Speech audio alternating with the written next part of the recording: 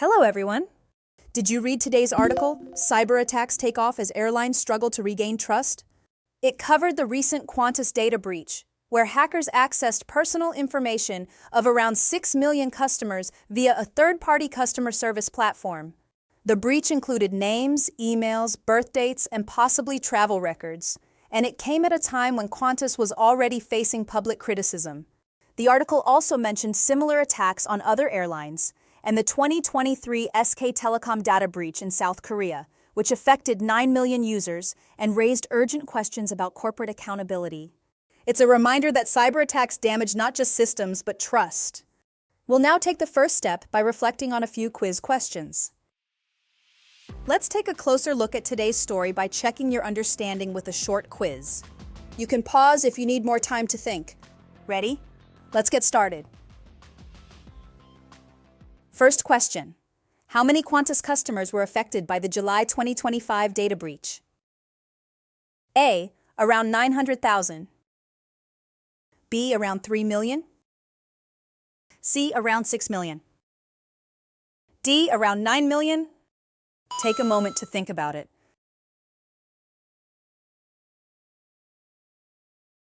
The correct answer is C. The breach exposed names, emails, birth dates, and possibly travel records of Qantas customers. Number 2. Which hacking group did the FBI warn has been targeting airlines across North America? A. DarkSide. B. Scattered Spider. C. Black Cat. D. Lapsus. Consider your answer carefully.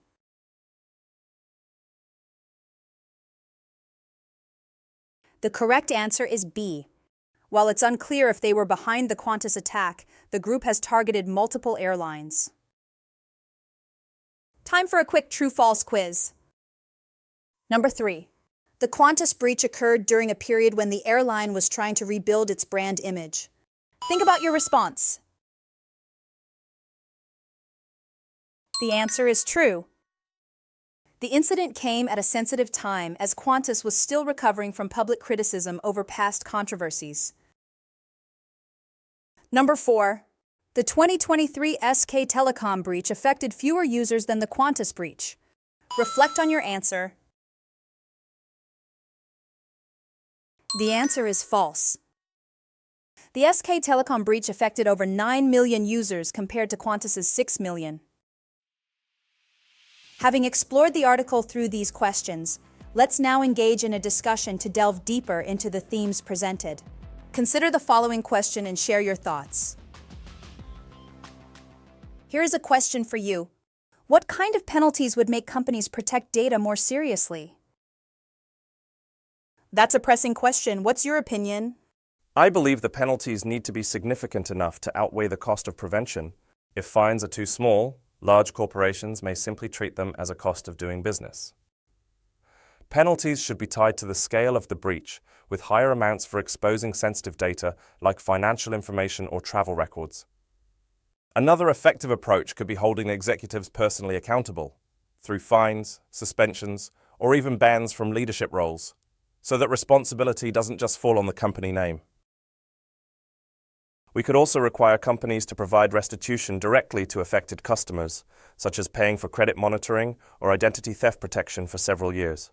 Public disclosure of breaches should be mandatory within a short time frame, adding reputational consequences to the financial ones. Ultimately, a mix of heavy financial penalties, personal accountability, and mandatory customer support would make data protection a priority rather than an afterthought. Thanks for joining today's discussion. As we've seen, penalties aren't just about punishing past mistakes. They're about shaping future behavior. Strong, well-enforced consequences can push companies to treat data protection as an essential part of doing business, rather than a box to tick after a breach. See you next time!